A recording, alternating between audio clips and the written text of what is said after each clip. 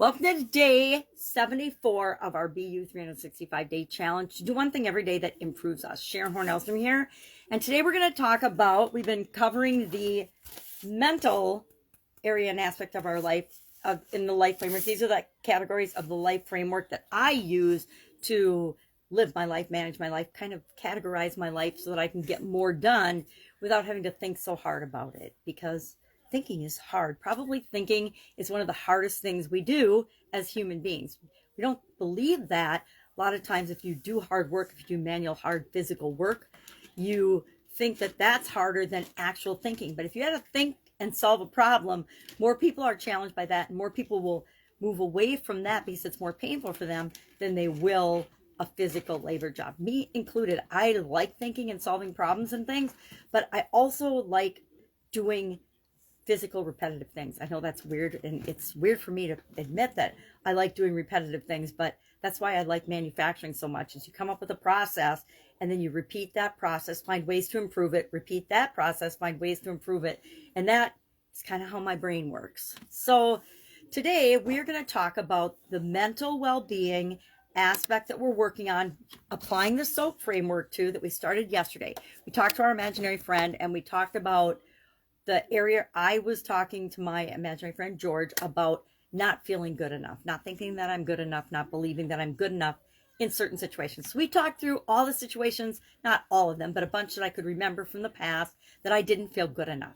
And then we switched over to, well, how do I want to be? How do I want to show up in the world and feel like I am confident and good enough to tackle anything that comes my way? So I thought about the times, and we talked about the times that I didn't feel good enough. I was a little afraid, but I took action and did it anyway. So that's going to help me today as we use our 10 and 3 tool to come up with at least 10 possible ways to start filling the gap from between where I am, my current situation with feeling not good enough, and where I want to be.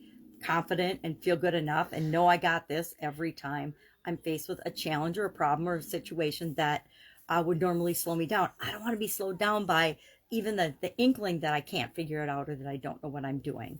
So today, very cute, granddaughter day. So today our challenge, our task is simple. Just as you go about your day, think about 10 possible ways, as crazy as they might be, that you could start to fill the gap for the item that you're working on for mental well-being. Mine, not good enough. So how do I fill the not good enough gap? How do I get into a new situation, and then what are some ways and some things that I can do to feel good enough, and so I can just start taking action and moving on right away, not wasting any energy or any time on a false belief, an old belief, a belief that popped up when I was a young child and just got reinforced for decades, that let go of parts of it, but obviously haven't let go of the whole thing, or it wouldn't come up every time I do the SOAP framework and a challenge. So 10 and 3 is our tool. Brainstorm 10 things, select and share 3 for your action item today. Then we're going to use those 3 things tomorrow as we get to the A in the SOAP framework, and we're going to analyze and then pick one, select one to take action on. A stands for action, and nothing happens unless we take action. I'll say that dozens and dozens and dozens of times throughout this challenge, because it's one of the biggest lessons that I've learned in my life. We can think about something, we can dream about something, we can identify exactly what we want, we can have it clear in our head, but if all we do is sit around and wish and hope and pray that it happens, the chances of it happening are slim to none. Now, the more we sit around and pray and hope and think about it happening and envision it in our life, the more ideas will come at us until we finally actually do something, take action to move toward that thing. But if we're just going to sit around and never take any action, we just keep poo-pooing the ideas and the options that come to us and never pick one and take a step toward it, we'll just stay stuck in the spot that we're in right now. And not hardly any of us want to do that. So that's our challenge for today.